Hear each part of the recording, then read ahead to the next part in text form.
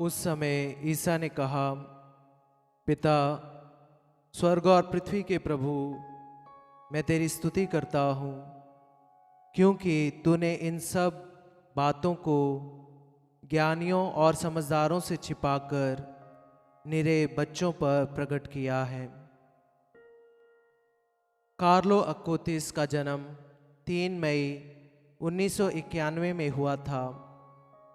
वे मिलान, Italy के रहने वाले अपने माँ बाप एंटोनियो एवं एंद्रिया के इकलौते बेटे थे। कार्लो बचपन से ही बहुत बुद्धिमान थे। वो अपने बचपन में बहुत बातूनी थे और खुले स्वभाव के थे। गलियों में चलते हुए सबको हेलो हाय कहते थे। 4 साल की उम्र में उन्होंने यीशु मसीह और माँ मरियम में बहुत दिलचस्पी दिखानी शुरू कर दी।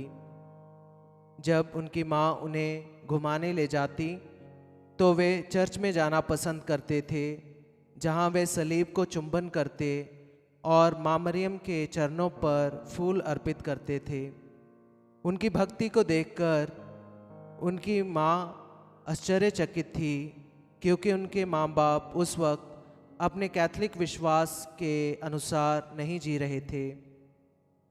अपने बेटे के ईश्वर के प्रति इस प्यार से प्रभावित होकर उनकी माँ ने निर्णय लिया कि वे कलीसिया में वापस लौट जाएंगी और धीरे धीरे वे एक कैटेकिस्ट बन गई। 6 साल की उम्र में कार्लो अपनी माँ के साथ कक्षा में जाने लगे। वे बहुत ही हंसमुख और दयालु स्वभाव के बच्चे थे एवं हर एक में रुचि रखते थे। बहुत सारे लोगों ने उनकी माँ से कहा कि आपका बेटा खास है और सचमुच ईश्वर की उनके लिए अच्छी योजना है।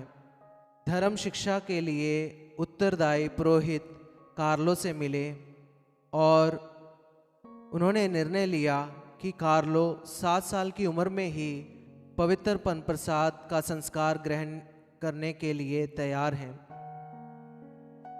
तब से कार्लो ने हर रोज पवित्र मिसा बलिदान में भाग लेना एवं रोजरी माला का जाप शुरू कर दिया।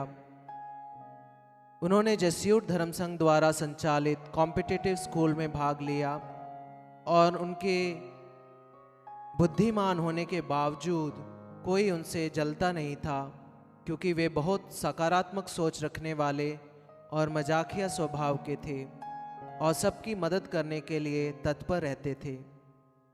वे टेक्नोलॉजी से आकर्षित थे और 9 साल की उम्र में वे कंप्यूटर प्रोग्रामिंग में रुचि दिखाने लगे। उनकी माँ कहती हैं कि वे कॉलेज लेवल की किताबें खरीदने लगे और अपने आप को कंप्यूटर प्रोग्रामिंग सिखाने लगे। उन्होंने अपने इस कौशल का इस्तेमाल छोटी छोटी वीडियो और एनिमेशन मूवीज़ बनाने के लिए किया। वे 21वीं सदी के एक साधारण लड़के की तरह जी रहे थे। उन्हें हंसना और मजाक करना पसंद था।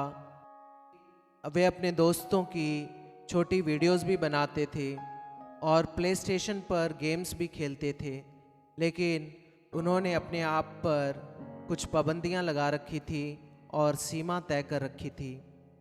कभी कभी वे कक्षा में बहुत अधिक बातें करते थे और कभी कभी खाने में भी अधिक लिप्त हो जाते थे, लेकिन वह अपनी कमज़ोरियों को भली भांति जानते थे और उन पर विजय पाने के लिए निरंतर प्रयास करते थे। वे लगातार पाप स्वीकार करने के लिए जाते थे। वे अपने स्वभावों के बारे में डायरी में लिखते थे और ये भी कि वे अपने आप को किस प्रकार बेहतर बना सकते हैं। एक बार उन्होंने कहा कि हजारों युद्ध जीतने से क्या फ़ायदा अगर तुम अपनी ही दूषित वासनाओं पर विजय नहीं पा सकते। वास्तविक युद्ध हमारे अपने साथ है। कार्लो दूसरे व्यक्तियों के दुख दर्दों से परिचित थे। उन्होंने अपने दायरे में अपने दोस्तों को हमेशा सांत्वना दी और उनके संघर्ष में उन्हें हमेशा सही करने के लिए प्रोत्साहित किया, लेकिन बिना किसी घमंड के। उन्हें ईश्वर की तरफ से सही बात सही समय और सही ढंग से बोलने का वरदान था। वो कहते थे कि वे हमेशा ईश्वर की उपस्थिति में जीने की कोशिश करते हैं। यीशु उनकी प्राथमिकता थे और इसी कारण से उनका हृदय निर्मल और प्रेममय था तथा लोग ये अनुभव करते थे और उनकी तरफ आकर्षित होते थे। उनकी प्रार्थनामय जिंदगी के अलावा कार्लो और उनकी माँ ने मिलान के बेघर लोगों के लिए खाना और कंबल उपलब्ध करवाने के लिए स्वयं सेवक के रूप में काम किया। वे अपने दोस्तों को इस कार्य में एवं पैरिश की दूसरी योजनाओं में भाग लेने के लिए इकट्ठा करते थे। कार्लो ने 11 साल की उम्र में दृढ़ीकरण का संस्कार ग्रहण किया और उसके बाद अपनी पैरिश में अपने माँ बाप के साथ धर्म शिक्षा देने के कार्य में मदद करने लगे। उन्होंने ये नोटिस किया कि धर्म शिक्षा ग्रहण करने वाले बच्चों के लिए धार्मिक सिद्धांतों को समझने में कठिनाई आ रही थी क्योंकि उनके माँ बाप उन्हें कभी भी पवित्र मिसा बलिदान में भाग लेने के लिए लेकर नहीं जाते थे। एक बार उन्होंने कहा, पवित्र परमप्रसाद मेरे लिए स्वर्ग में प्रवेश करने का राजमार्ग है। वे विश्वास करते थे कि अगर लोग पवित्र परमप्रसाद में यीशु मसीह की सच्ची उपस्थिति को समझ जाएं और जो अपार कृपाएं हमें इसके द्वारा मिलती हैं उन्हें समझ जाए तो उनकी ज़िंदगियां बदल जाएंगी। इसके लिए उन्होंने अपनी महान योजना की शुरुआत की।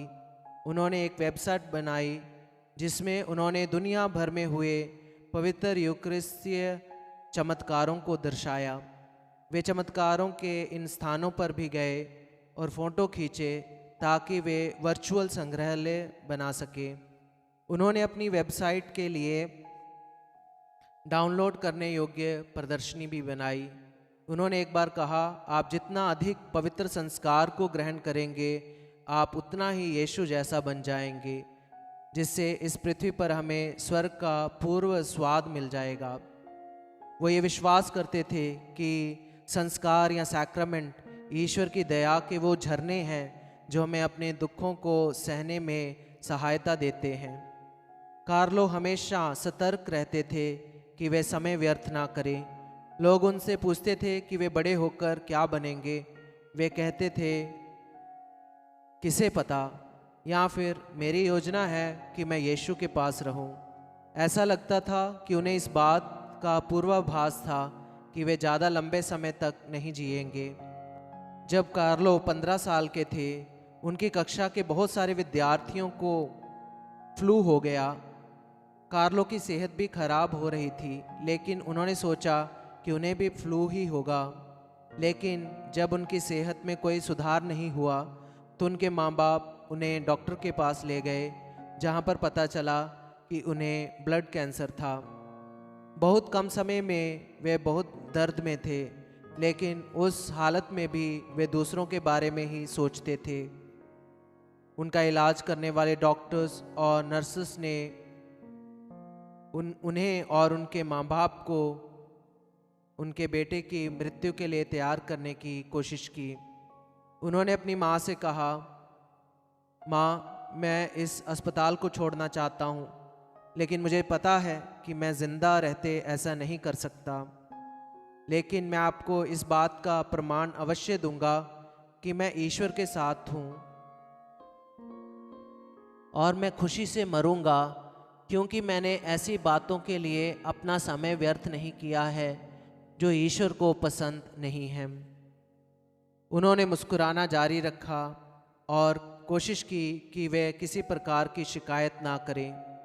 उन्होंने अपने दुखों और कष्टों का कलीसिया और संत पापा के लिए समर्पण किया। उनकी बीमारी के पता लगने के बाद 12 अक्टूबर 2006 में कार्लो का देहांत हो गया। उनके अंतिम संस्कार के लिए बहुत सारे लोगों की भीड़ इकट्ठा हुई। कुछ को चर्च के बाहर भी खड़ा होना पड़ा। वे सब कार्लो की ज़िंदगी से बहुत प्रभावित थे। वे जीते जी ही पवित्रता के लिए जाने जाते थे और लोगों ने उनकी मध्यस्थता मांगनी शुरू कर दी। उनकी माँ को काफ़ी लोगों ने बताया कि किस प्रकार वे कार्लो के विश्वास की गवाही से बदल गए हैं। कार्लो ने एक बार कहा, हमारा लक्ष्य हमेशा अनंत ही होना चाहिए, ना कि सीमित। अनंत ही हमारा वतन है, हमारा देश है। स्वर्ग में हमेशा हमारा इंतज़ार किया जाता है। उनकी मृत्यु के 4 साल बाद 44 साल की उम्र में उनकी माँ ने जुड़वा बच्चों को जन्म दिया। कार्लो की भविष्यवाणी के मुताबिक कि वे एक चिन्ह दिखाएंगे कि वे स्वर्ग में पहुंच गए हैं, 10 अक्टूबर 2020 में उन्हें धन्य घोषित किया जा रहा है। कार्लो युवाओं, विद्यार्थियों, इंटरनेट, कंप्यूटर और प्रोग्रामर्स के संरक्षक संत हैं। 2013 में उन्हें खुदा का सेवक घोषित किया गया था और 5 जुलाई 2018 में उन्हें पूजनीय या आदरणीय घोषित किया गया। आइए हम धन्य कार्लो की मध्यस्थता से प्रभु से प्रार्थना करें कि इस युग के युवा अपनी परिस्थितियों में हमेशा कार्लो की तरह अपने विश्वास में मजबूत रहे और ईश्वर को सबसे अधिक प्यार करें।